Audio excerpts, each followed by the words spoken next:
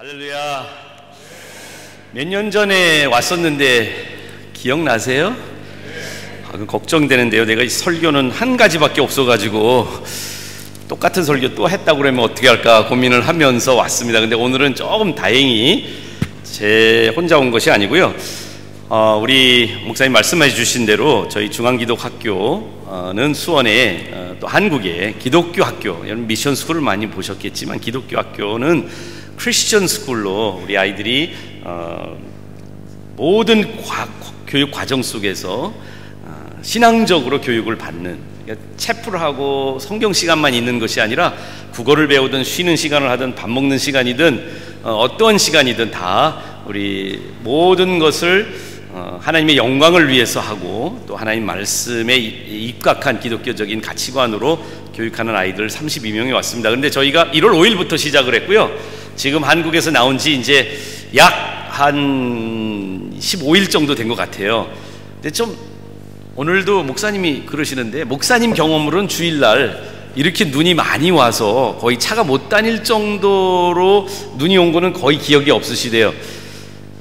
저희가 암만에서 닷새를 있었는데요. 닷새 중에 3일이 암만 18년 역사상 제일 폭설이 많이 내렸던, 그래서 우리가 눈을 지금 몰고 다니고 있어요. 독일의 프랑크푸르트에 내리니까 날씨가 괜찮았어요. 그러다가 사역을 시작하니까 눈이 내리기 시작하고요.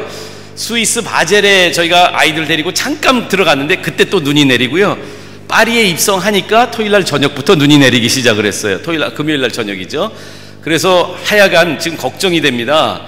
가는 데마다 눈이 많이 오니까 저희들이 눈을 가지고 와서 암만에서는 축복이라고 하려다고요. 눈이 안 오니까 이 사람들 눈 보고 신기해하고, 그리고 여기 끝마치고 저희가 아부다비를 갑니다. 지금 현재 온도 25도랍니다.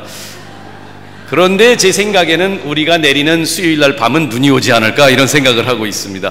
여하간 오늘 저는 이런 생각을 해봤어요. 저희가 아침 눈 어저께도 좀 시간이 오래 걸려서 눈이 오는 걸 알고 아침에 일찍 떠났어요. 2시간 전에 수양관에서 떠났는데 여기 오니까 10시 58분, 예배 시간은 늦지 않았는데 굉장히 우리 아이들이 지금 뒤에서 옷을 갈아입고 여러분들 이 예배 드린 여러분들에게도 찬양 한 곡은 들려드리려고 준비하고 있어요. 괜찮을까요? 일단은 설교를 짧게 하고, 아마 그러면은 좀 저에게도 좀 우리 아이들에게 찬양할 수 있는 기회를 설교 뒤에 우리 헌금 시간 이후에 여러분들에게 찬양할 수 있는 시간을 함께 갖기를 기도합니다. 그것도 제 기도인데요. 왜 그러냐면 잠언을 보니까 여러분들 잘 아시는 말씀이 있습니다. 사람이 마음으로 자기의 길을 계획할지라도 그 걸음을 인도하시는 자는 여호와시니라. 저희가 올 때 이렇게 눈이 많이 내릴지 몰랐어요. 특별히 일요일날, 주일날 저희가 눈이 이렇게 많이 올지 모르고 우리가 계획을 다 하고 벌써 몇 개월 전부터 우리 이상구 목사님께 연락을 드려서 저희 갑니다 하고 이렇게 연락을 해줘서 굉장히 준비를 잘 해주셨어요. 그런데 모든 것은요, 오늘 이 눈 내리는 것도 하나님이 하시는 일이시고요. 우리는 계획할 수 있어요. 계획이 나쁜 거 아니에요. 그러나 이 계획 속에서 우리 크리스천이라면 그 계획 안에 하나님이 하나님 하실 일을 하실 수 있도록 우리가 우리 마음속의 계획과 하나님의 하시는 일과 거기에 적응할 수 있는, 상응할 수 있는 여러분과 제가 되기를 바랍니다. 여러분들도 지금 집에 가시면 뭐 하시겠어요? 끝마치고요, 점심 잘 드시고요, 이따가 오후 공연에는 아마 풀 공연할 것 같으니까 그때까지 그냥 우리랑 같이 시간 좀 보내고, 우리도 어디 가지 못할 것 같으니까 이날 오늘 함께 주의에 전해서 즐거운 시간 되시기를 주님의 이름으로 축원합니다. 오늘 하나님 말씀을 중심으로 비전 있는 믿음에 대해서 여러분들하고 잠시 말씀을 나누려고 해요. 사실 제가 아마 몇 년 전에 왔을 때도 이 설교를 여기 아니면 코스타에서 했었던 기억은 나요. 이 본문을 가지고요.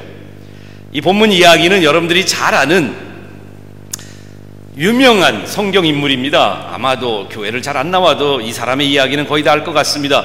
모세의 이야기입니다. 모세가 태어나는 순간부터 모세가 자라나는 과정을 히브리 기자가 불과 3-4구절에 다 함축해서 우리에게 모세의 인생을 이렇게 뭐라 그럴까요? 이렇게 좀 엑기스로 이렇게 모아서 우리한테 설명해 주고 있어요. 특별히 히브리서 11장 여러분들이 잘 아는 것처럼 믿음장입니다. 믿음에 대해서 크리스천들이 가장 중요하게 여기고, 우리가 신앙의 입문인, 우리가 하나님을 믿고 또 예수 그리스도를 따르는 제자의 삶을 살기 위해서 가장 기본적으로 필요한 영적인 요소 하나를 뽑으라면 그것이 믿음인데요. 이 믿음에 대해서 히브리서는 우리에게 이 믿음이 무엇인지 정의 내려주고 이 믿음은 어떻게 우리에게 더 성경적인 믿음을 소유할 수 있는지를 보여주기 위해서 이 장을 히브리서 11장을 히브리 기자는 우리에게 주신 것입니다. 근데 오늘 말씀을 보면 모세의 믿음에 대해서 한 두 가지 정도로 우리가 오늘 생각해 봤으면 좋겠어요. 근데 먼저 모세를 먼저 알아야 될 것 같아요. 여러분들 모세의 이야기는 거의 다 아실 것 같은데 여러분들의 이 생각을 환기시키기 위해서 모세는 어느 나라 사람이었죠? 혹시 아세요? 모세는 어느 나라 사람이었을까? 예, 조금 추우시군요. 예, 모세의 여권이 있었다면 어느 나라 여권이었을 것 같아요? 애굽 여권 아니었을까요? 예, 히브리 사람이었습니다.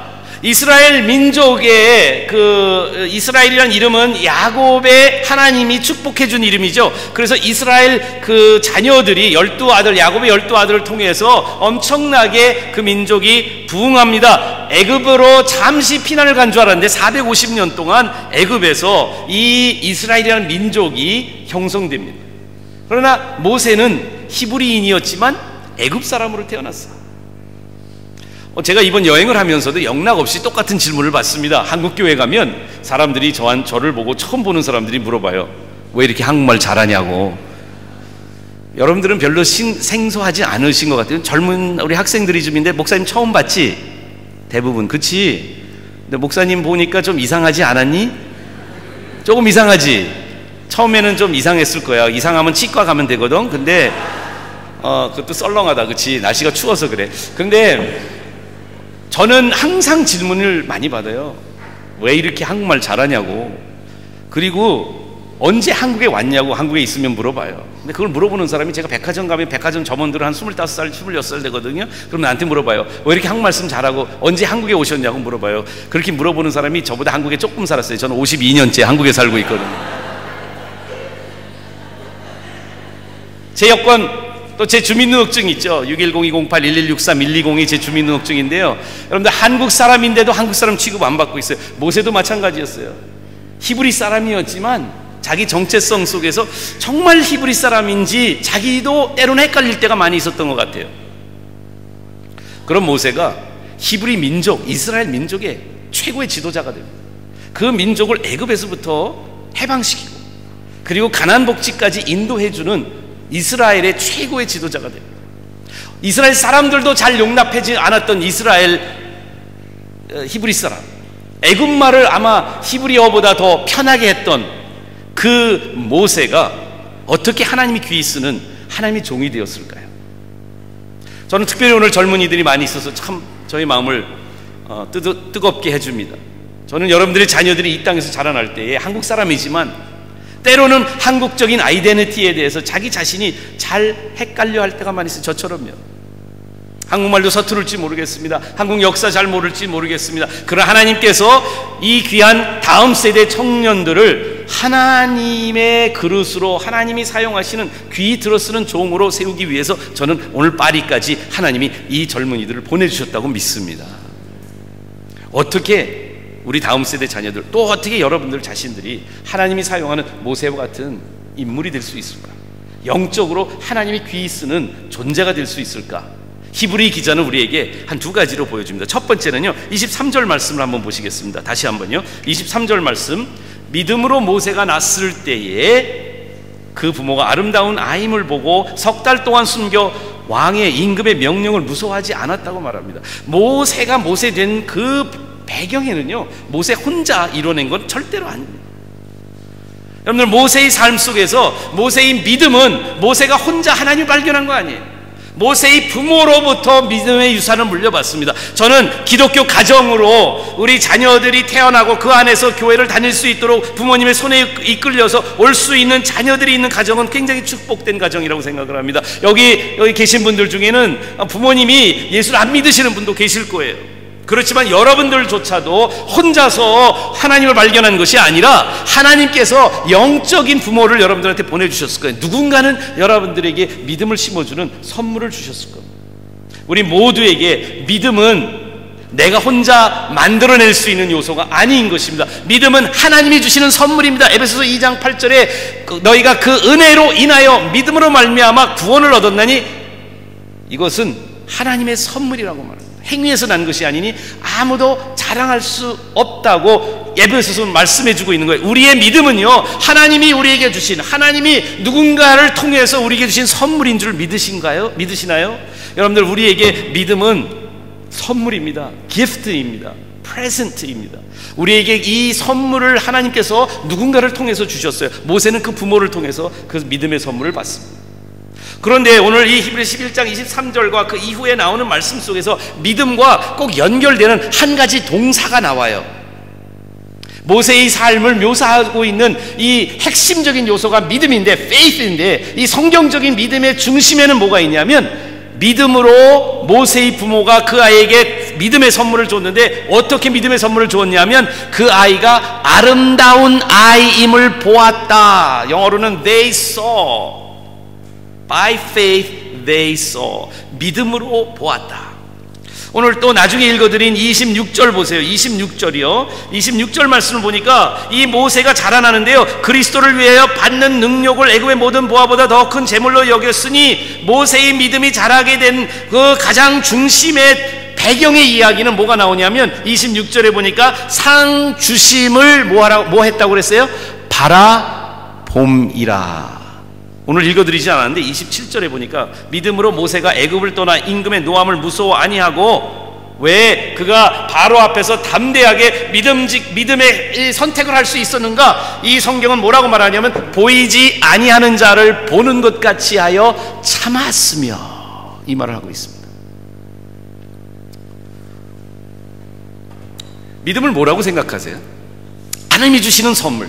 모세도 부모로부터 그 삶 속에서 하나님을 믿을 수 있도록 그 받았던 이 믿음이라는, 이 faith라는 그 요소의 중심에는 뭐가 있는 줄 아세요? 우리 믿음을 우리가 어떻게 정의 내리는지가 저는 오늘 굉장히 중요한 관건이 아닌가 생각을 해요. 우리는 믿음을요, 많은 경우에 어떠한 행위로 생각을 합니다. 여러분들, 믿음이 좋은 사람을 한번 연상해 보실까요? 지금 여러분들이 알고 있는 사람 중에서 제일 믿음이 좋다고 생각하시는 분 한번 생각해 보세요. 10중 8구 그분의 어떤 행동을 보고 여러분들은 믿음이 좋다고 생각하실 거예요. 새벽기도 열심히 나오는, 성경을 많이 알고 있는 사람, 아니면 선교지에 가서 정말 희생적으로 순교적으로 살아가고 있는 사람의 모습을 보고 굉장히 믿음이 좋다고 말할지 모르겠어요. 그런데 성경은 우리에게 믿음을 그렇게 정의 내리고 있지 않아요. 모세의 부모가 믿음을 가져서 모세를 아름다운 아이로 보았대요. 믿음으로 모세가 자라났기 때문에 그는 애굽의 보화보다 하나님 백성과 함께 고난받는 걸 선택했는데, 그 이유는 어디냐면 상 주시는 하나님을 바라봤대요. 애굽의 바로를 무서워하지 않고 이스라엘 민족을 이끌어 나갈 수 있는 모세의 힘은 어디서 나왔냐면 보이지 않는 하나님을 그의 영의 눈으로 볼 수 있었대요. 자, 여러분들, 믿음의 정의는 뭘까요? 보는 거예요. 믿음은, 따라 하시기 바랍니다. 우리 특별히 젊은 사람들 한번 크게 따라해 보세요. 믿음은 비전이다. 비전, 우리 비전은 거창하게 생각하잖아요. 우리 친구들한테 내가 물어보면 What's your vision? 비전이 뭐예요? 물어보면은 우리 친구들이 대부분 그럴 거예요. 의사가 되는 거예요, 선교사 되는 거예요, 목사 되는 거예요. 이렇게 뭔가 좀 미래적으로 좀 내가 크게 될 수 있는 걸 생각할 거예요. 그런데요, 미국에 있는 청소년들한테 제가 한번 What's your vision? 물어보니까 너 비전이 뭐냐 물어봤더니 1.5래요. 시력을 비전으로 이해하더라고요. 근데 맞아요. 여러분들, 비전은 볼 수 있는 힘이에요. 믿음이 우리한테 있으면 보게 돼요. 여러분들, 저는 믿음을 그렇게 정의 내리는 거예요. 바라봄이에요. 다른 kind of looking, seeing이에요. 그냥 보는 게 아니에요. 믿음은요, 오늘 모세의 부모가 그 아이에게 믿음을 주었는데, 그 믿음을 줬다는 게 뭐냐 하면 모세가 자기 자신을 바라볼 줄 아는 관점이 바뀐 거예요. 안경을 다른 걸 쓴 거예요. 여기 성경에, 우리 성경에는 아름다운 아이라고 번역이 되어 있는데 영어 성경에는 No ordinary child 이렇게 번역이 되어 있어요.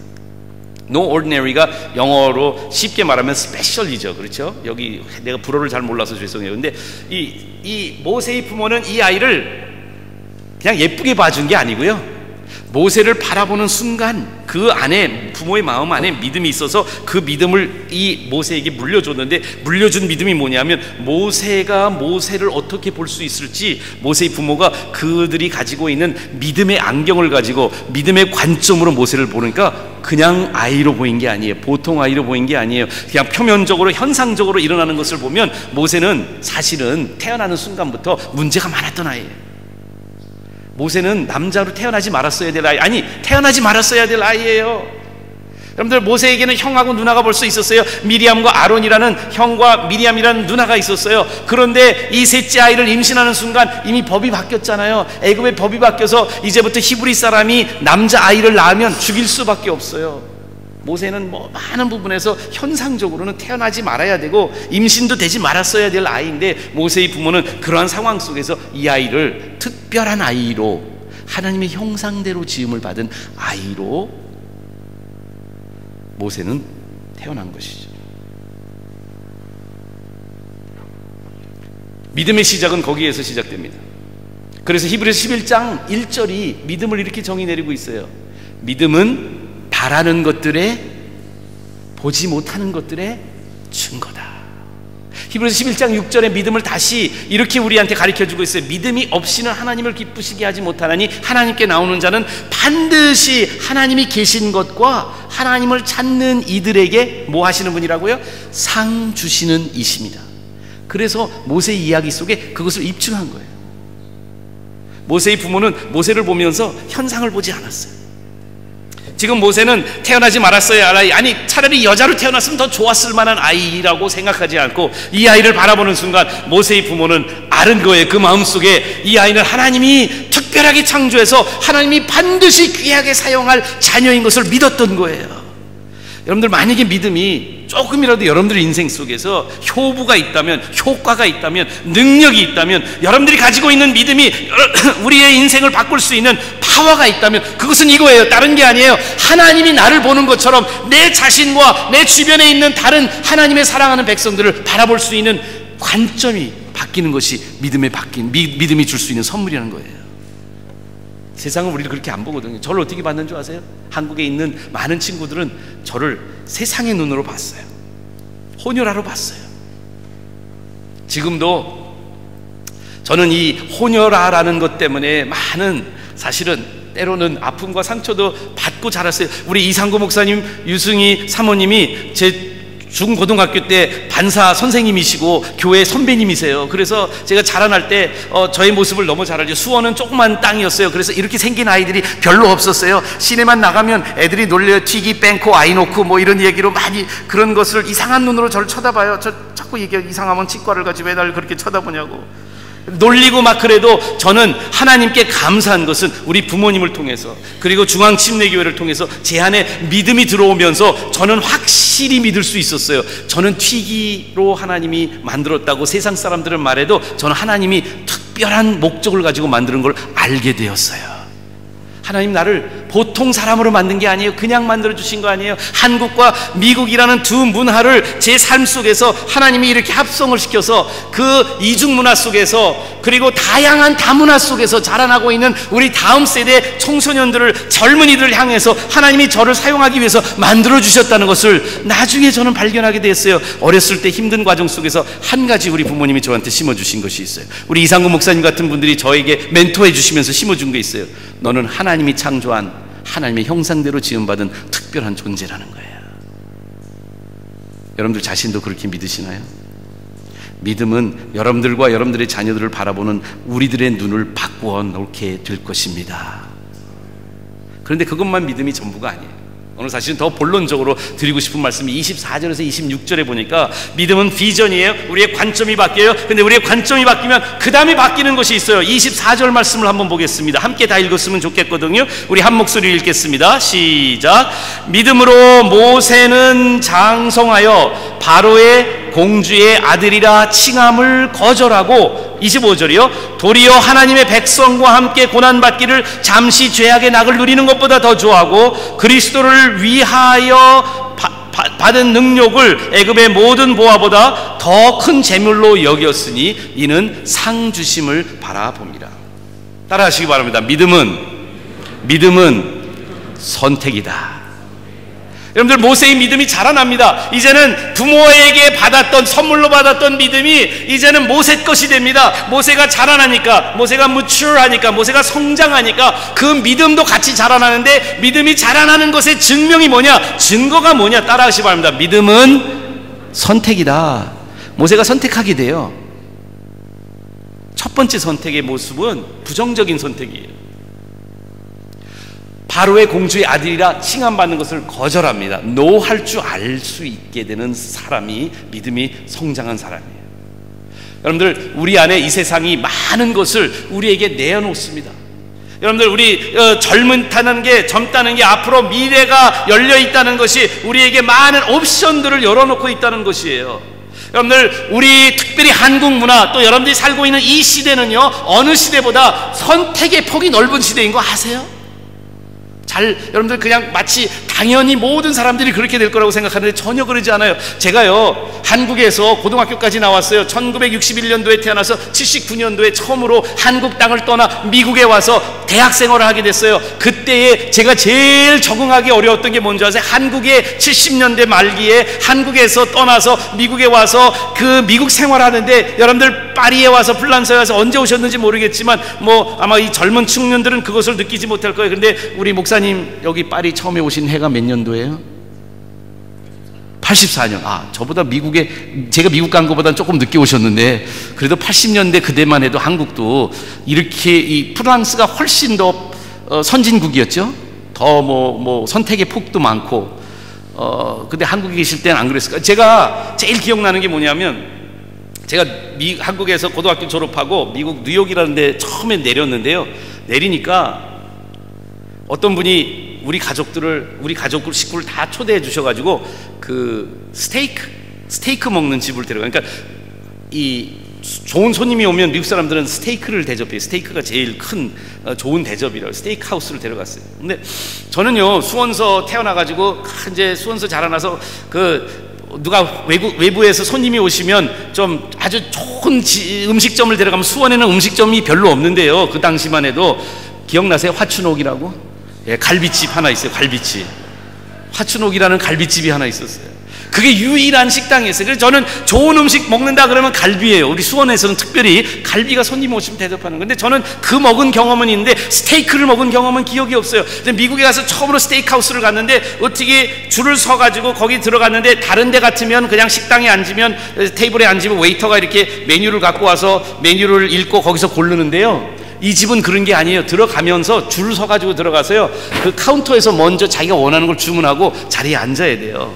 저 처음 이런 경험해봤는데, 어떻게 하다가 제가 맨 앞에 쓰고 우리 가족들하고 또 같이 초대해준 사람들 뒤에 쫙 서 있는데 제가 먼저 주문을 해야 되는데 너무 당황한 거예요. 처음 경험을 해보는 거예요.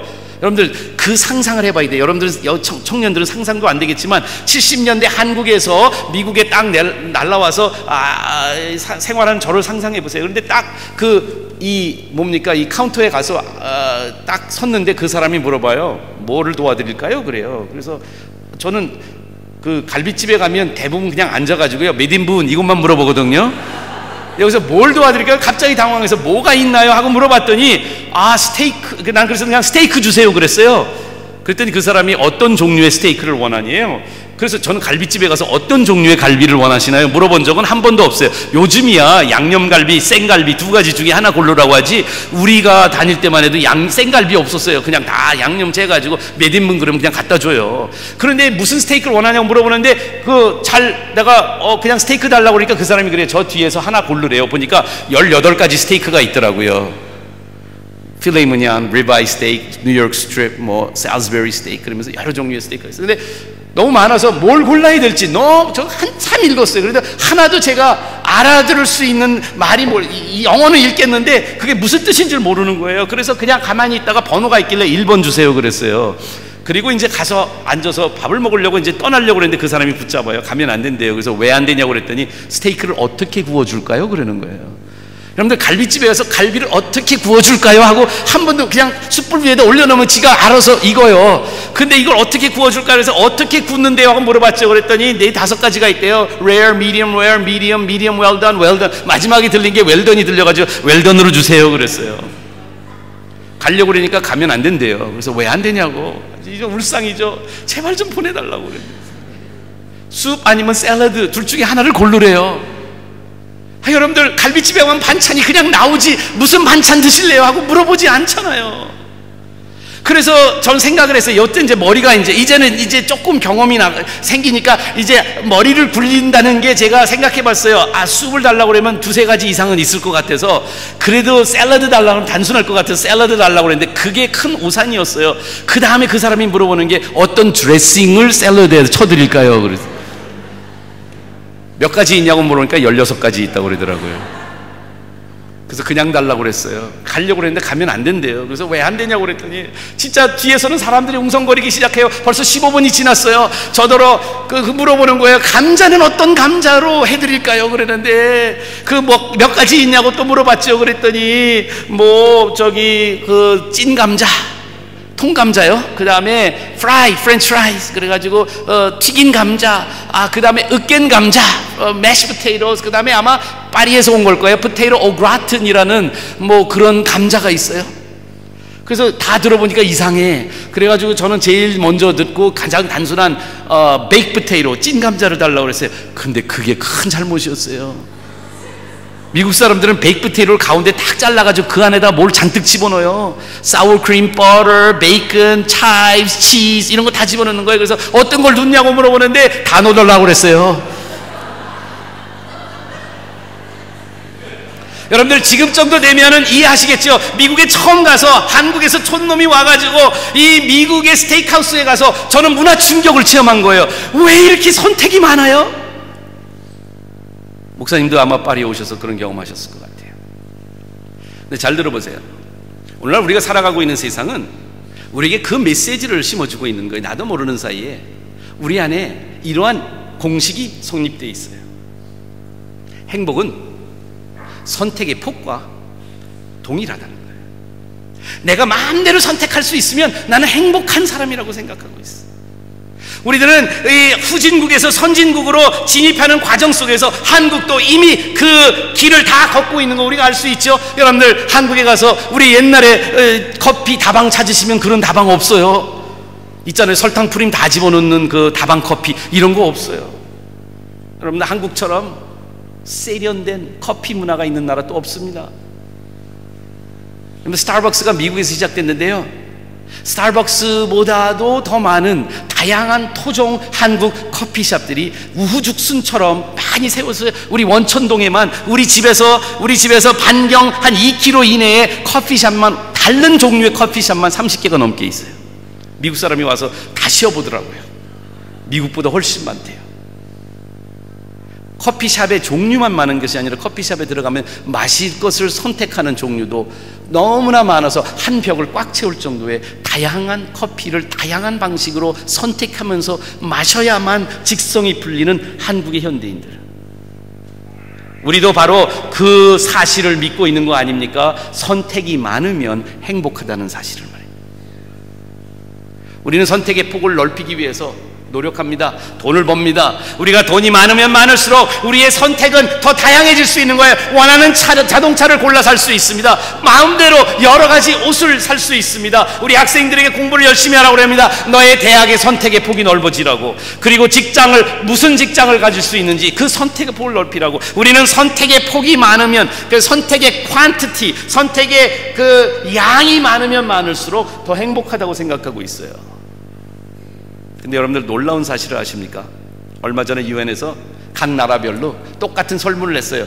여러 가지 문항을 만들어가지고 행복지수, 그 나라의 행복지수를 측정을 해봤는데요, 그 행복지수를 측정해 보니까 가장 행복지수가 낮은 나라가 어디였냐면 선진국들이었어요. 미국, 불란서, 독일, 미국이 114위였어요. 행복지수가 사람들이 114위.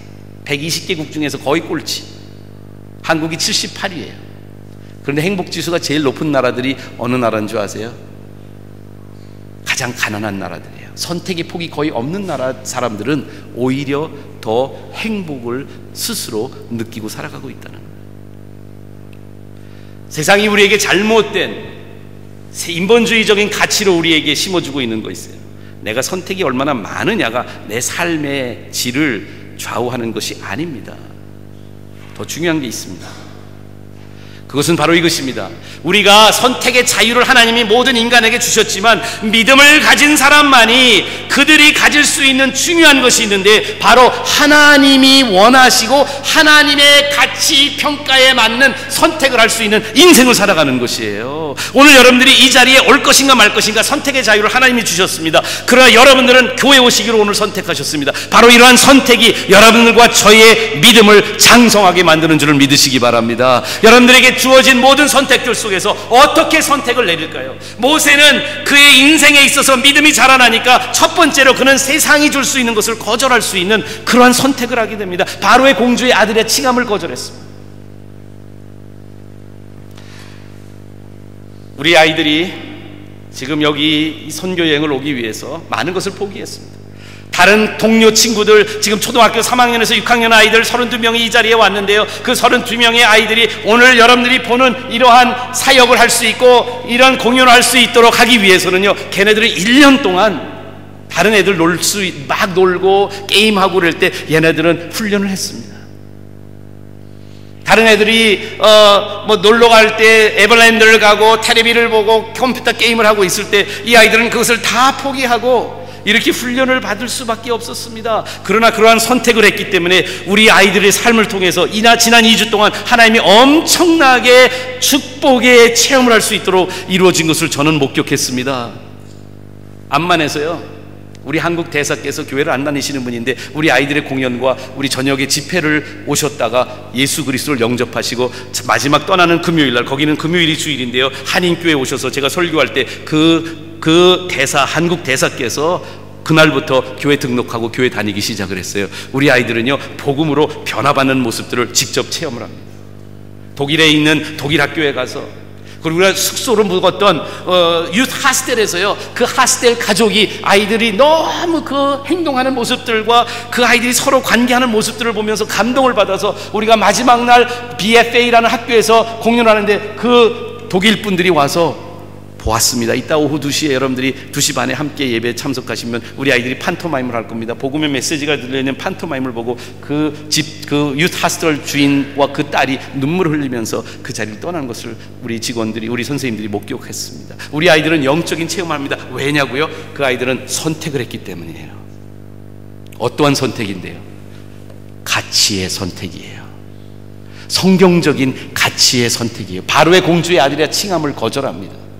여러분들 삶 속에서 여러분들이 공부를 많이 하고 여러분들이 많은 축복을 누리고 하나님이 주시는 그러한 탤런트를 개발했을 때에 많은 기회들이 생길 겁니다. 그러나 그런 기회를 통해서 여러분들이 자신에게 만족시키는 그러한 선택을 하는 것이 아니라 모세처럼 말이에요. 모세는 바로의 공주의 아들의 칭함받기를 거절합니다. 그리고 어떻게 살아갑니까? 그는 하나님의 백성과 함께 고난받기를 잠시 죄악의 쾌락보다 더 좋아했다고 말해요.